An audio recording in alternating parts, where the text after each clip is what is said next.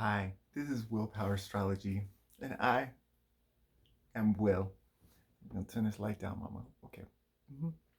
So today we're gonna talk about something that happened in December. It's the Great Conjunction. So what this is Saturn and Jupiter get together at the same point in the sky about once every 20 years.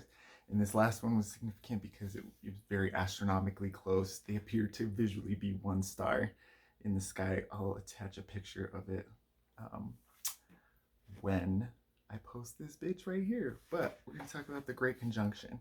And also, what I want to talk about is look at this cute shit my mom got me for Christmas. So take your mind back to Christmas times with my cute pillows and decoration that I'm gonna now use to talk about astrology.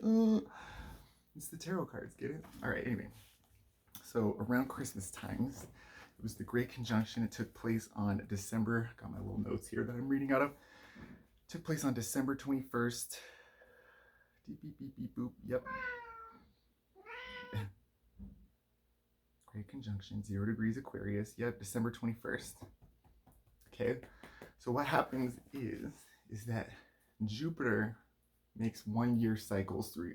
Jupiter spends about 1 year in each sign, and Saturn spends about 2 or 3 years. So, how am I looking at this? If like Jupiter starts going off and Saturn slowly catching up, and then they like, and then they come to another. You know what I mean? Like Jupiter speeds around and then catches up back up to Saturn and laps it. So that's kind of what happened. So what happens is the Great Conjunction takes place about every 20 years. It's just under 20 years. So listen to these list of dates. It took place on December 21st, 2020. The last one was on May 28th of 2000. The last one before that was December 31st of 1980. The last one before that was February 18th of 1961. Then the last one before that was October 19th of 1940. And the last one before that was September 9th of 1921. And then the last one before that is November 28th of 1900. So if you could sit there and think about that list of dates, it's basically every 20 years. So just talking about that, first of all, this is why I think that a bunch of people think that 1980 was 20 years ago. If you've seen this meme, it was definitely around this New Year's. But people talking about 20 years ago, that's 1980. I think the reason for that phenomenon is because the last time we had a Great Conjunction was the year 2000. So like we were talking about that 70s show. So if that 70s show was on now, it would be set in 1997. You know what I mean? Like it's that period of time we're talking about, you know? So the last time that we had a Great Conjunction was 1980. So, from the year 2000, it was like 20 years ago, 1980. And the closer we got to 2020, it's like 1980. So now another Great Conjunction has happened. So now 20 years ago was the year 2000. So getting to millennials are being an adult age. Some of us are killing it. Okay. Get into Gen Xers are in their middle age, get into baby boomers are old, get into anybody older than baby boomers really old. So I think that a lot of the generational discourse, you know what I mean? Like, I'm just gonna personally say that the infantilization of millennials continues, but whatever. Okay, so talking about the Great Conjunction cycle. So this happens every 20 years. And I'm just gonna talk about it in the personal sense, and then we're gonna go out into like bigger, more universal constructs. So take your mind back with me. If you are somebody who can also remember back 20 years, take your mind back to these dates. So we're starting in the year 2000, May 28th of 2000. I am finishing junior high and I am going into high school. Okay, so I am a millennial. I am in high school, 9th grade into 10th grade. Beep boop blop. I'm going into high school. Okay. Big shift for me, big energetic moment, big, you know what I mean? I remember that. I remember Y2K. I remember 9/11. I was there. I have vivid memories. You know what I mean? So then what happens is, so talking into the next steps of this. So this conjunction cycle, this 20-year thing, like if it's just stationary, right? It's not all continuing to move. So if Jupiter goes and then And then about at 5 years, Jupiter and Saturn are making a square like this to each other, which is an aspect of tension. And then at 10 years, they're going to be exactly opposite. So another push-pull dynamic. Then in 15 years, it's going to be a square again, but on the other side. And then we're back to the conjunction again. So for me personally, I'm going into high school in the year 2000. Let's go to the next square. Making sure I say this right. June 22nd of 2006. I am now leaving my my associate's degree, and I'm going to my first like summer stock gig. It's outside of like a collegiate setting. So transitioning again from one thing into another thing, junior high into high school, junior college into college, like, but also a big transition. I moved, me and my best friend moved to another state, and we like did theater, but like a big transition for me personally. So going from 2000 to 06, when the square happened, and now going to the opposition, where so Jupiter has come all the way. Which way have I gone? I'm going this way. Jupiter has come all the way around, and now is at the exact opposite point again. It's going to start catching back up to Saturn. So at the opposition in 2010, May 22nd of 2010, I am finishing up my bachelor's degree. Some people are in school for 7 years. They're called doctors. It's me. So I'm finishing up my bachelor's degree. I'm also at a really heightened period of professional activity that left my, personal life in a shambles. So like push-pull. You can only give your attention to one thing. You know what I mean? These other squares are moments of internal tension. The oppositions are kind of like coming at you from your environment. So it's kind of like there's just a lot going on. I was dealing with a lot. Just kind of just duck, weave, no time for reaction, no time to, you just had to keep going. So the opposition happens. So I'm going to just be peppering this in. Stay with me. So in the first 10 years, from the conjunction to the 5-year square to the 10-year opposition, this is said to be Jupiter ruled, because Jupiter is breaking away and kind of leading this dynamic, right? So the first 10 years of the Jupiter-Saturn conjunction, there seems to be a swell and then like a receding. So going from 2010 to the second square to back to the conjunction, this is said to be Saturn ruled, because Jupiter, like Saturn is leading the way and Jupiter is catching up to Saturn, right? So the first half of the Jupiter-Saturn conjunction is Jupiter ruled, and is ruled by periods of expansion and growth and and then the latter half of this 10-year period is boundaries and So if you want to go back and look at all those 20-year periods and think about it in terms of expansion and growth, expansion and contraction, whatever you want. But for me personally, yes. So at this heightened period of 2010, I then go to August 3rd of 2015, in which a bunch of shit is about to go down for me right now. It's personal, okay? It's private. So a bunch of crazy shit is about to happen to me coming out of the summer of 2015. Lots of internal tension. Lots of what am I doing? Just like it was at the first square where I was leaving junior college. Oh my God, what am I going to do? I don't know. And then I got my degree and I'm on the other side and I'm like, oh my God, what am I going to do? Heightened tension, summer of 15. If that means anything for you, you know what I mean? Keep track of your own timeline. I don't know. And then coming to the conjunction of last December. So, talking about that, the next period, right? The next conjunction period, we have the next conjunction is Halloween of 2040, and it's going to be in the sign of Libra. So the one that we just had, the one why everybody thinks it's the age of Aquarius, is in 0 degrees Aquarius. So the next 20 years, 2040, the next conjunction is going to be in Libra, okay? So from here to there, we have June of 25, April of 30, and February of 36 as kind of our like crisis point. I would love to break this all stuff down to you in terms of like political timelines. You know what I mean? I'll get on to that because this is the latter part of my going on. So we have these periods of expansion, contraction. We know that this stuff is stuff. bleep, blop, bloop. This is what I wanted to talk about too before I move on to the next. Everybody was talking about in December, we're in the age of Aquarius. It's the age of Aquarius. No, this conjunction period sets off this 20-year energy that has this Aquarius energy.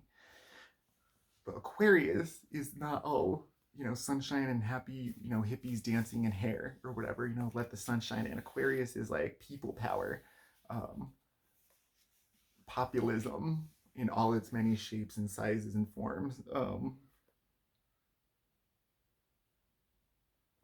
There's a lot going on. So I've kind of always, whatever. It's not the age of Aquarius. This 20-year cycle has an Aquarius energy. Okay, get into this next thing I'm about to tell you. So I found this old ass book. It's the Encyclopedia of Astrology by Nicholas Devore. It was published in 1947, and they talk about all a bunch of astrology stuff. It's like it's written like a dictionary, so you can look up things by entry. So I'm looking up stuff. I started doing this in December 19th of last year. I started working on this video in December of last year. I figured as a 20-year period, it'd have time for me to talk about it and why it's not the age of Aquarius. Like, does this look like the age of Aquarius to anybody? Okay, so talking about the Jupiter-Saturn conjunction cycle. I'm just going to read this. This is a book from 1947 talking about all the same kind of stuff that I like to do, which is like look at historical periods with astrological timelines, right? So Jupiter cycle. The ancients noted these first and second order recurrent cycles in connection with the orbits of Jupiter and Saturn, which they termed the Great Chronicators because of the way the cycle subdivided time into large units of hundreds of years, and the economic and political evolution which followed in steps with these advancing cycles. Jupiter conjoined Saturn in 19.859 years at an advance of about 123 degrees. So start getting to cycles and how we marking them. After 3 conjunctions, 59.577 years, it recurs at a mean advance of 8.93 degrees. The first order recurrent cycle of Jupiter and Saturn. So we have 20-year cycles, and then we have 60-year cycles. 60-year cycles, 20-year cycles. We're going outward from there.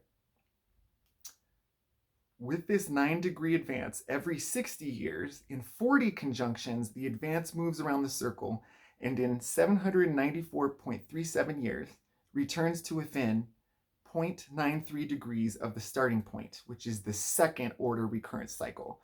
So Jupiter-Saturn conjunction cycles are happening every 20 years, and then there's bigger 60-year loops, and then there's bigger 800-year loops, okay? Get into that. This 1 degree discrepancy would thus locate a third order recurrent cycle in 360 times 800 years, roughly speaking. A period far too in excess of recorded history to be useful as a frame of reference. So once it gets bigger than that, it's like, we don't know.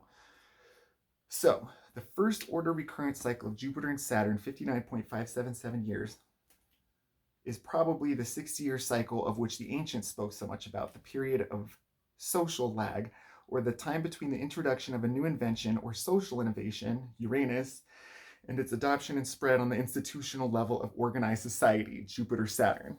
So just talking about that for a second. Jupiter represents the future, expansion, growth. Saturn represents the present or the past, like restriction, boundaries, death. So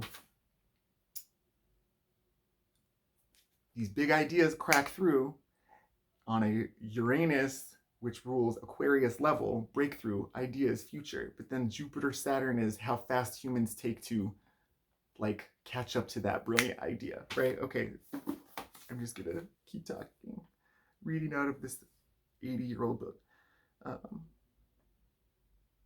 The second order recurrent cycle of these two planets is the Great Mutation cycle, which meant so much in the mundane astrology of the ancients. More recent is the discovery of a cycle of this length of a modern non-astrological historical investigator, Dr. J.S. Lee, who with the aid of Lin Yutang and Dr. Hu Shi, one of China's great scholars, studied the incidence of civil conflict in China from 1100 BC to 1930 AD. His graph of the amount of civil conflict in 5-year intervals from 230 BC to 1930 AD, so to them this is like within their recurrent cycle. You know what I mean? This is like 20 years ago to them. This is his, like leading them up to the present. This is 100 years ago they're looking at, right? His graph of the amount of civil conflict in 5-year intervals reveals an 809-year cyclical interval from the Qin dynasty of 221 BC to the Sui dynasty of 589 AD, followed by a 779-year cyclic interval from this dynasty to the Ming dynasty of 1368 AD. Averaging 809 years and 779 years gives a mean value of 794 years, which is that greater Jupiter-Saturn recurrence cycle, which would end the third cycle about 2159 AD. Boom! Okay, so basically we're not in the age of Aquarius yet. The age of Aquarius is emerging. It's upon us. Not for like 100 years. We just gotta get through this. Listen to this. In the first half of each cycle, other than for 2 short-lived peaks of violence, the country was completely peaceful and prosperous, with unity prevailing.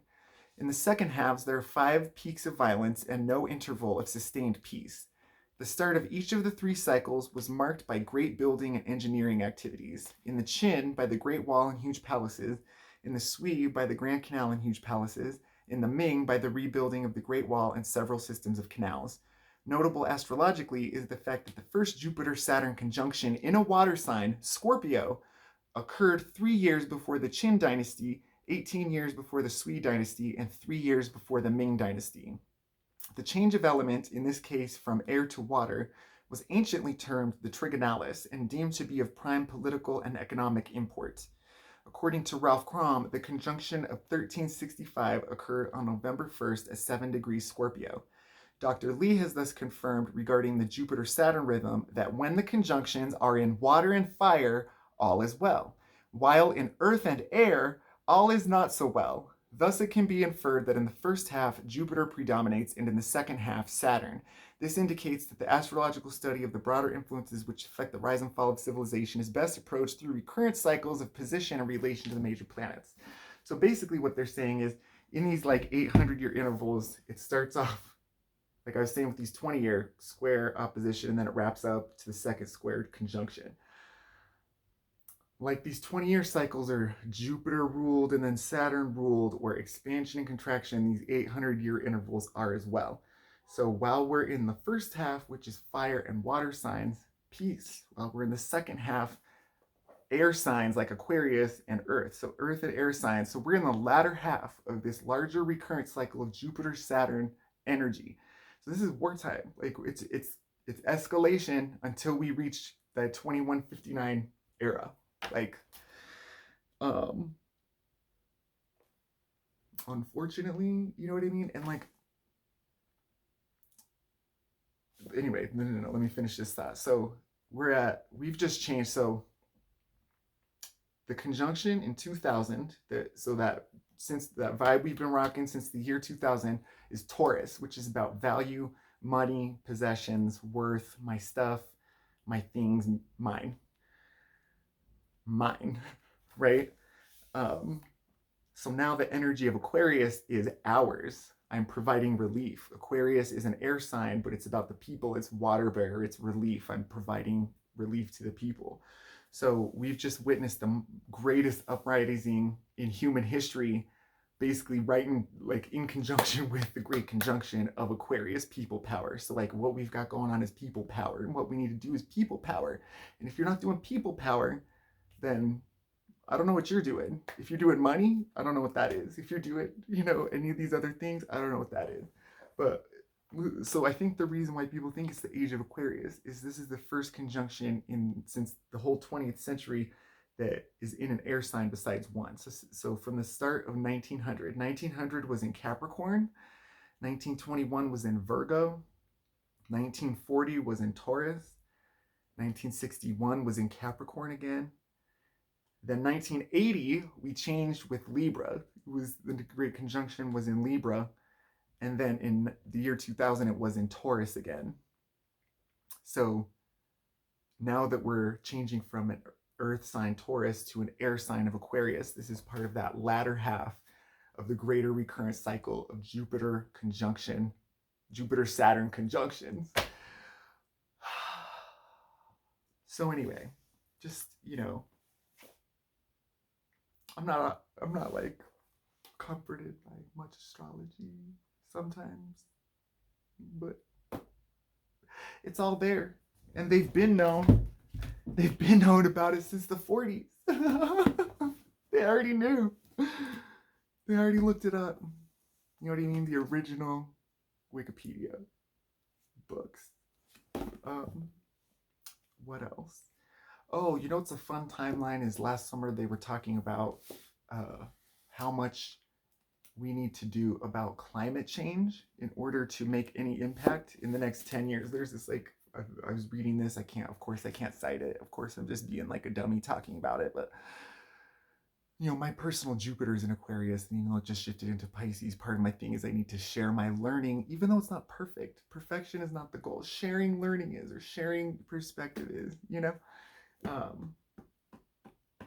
But anyway, the timeline of climate change response, like not only, it's not to, you know, fix climate change, but just to completely mitigate the worst effects of it. We have 10 years and we're not necessarily on track for that. So I'm like looking at this 10 years, I'm like, let's do it, Jupiter, let's do it, Aquarius, let's do it, people power, because we got that 10 years. Can you imagine getting into 2030 and there's climate change has not been mitigated? You know what I mean? Like, let's go Aquarian, Jupiterian, futuristic, altruistic, justice, people power. Let's go. Let's do this stuff. So anyways, the Great Conjunction happened in December. And it happens every 20 years. And seems like we're in for a crazy ass ride. So, astrology.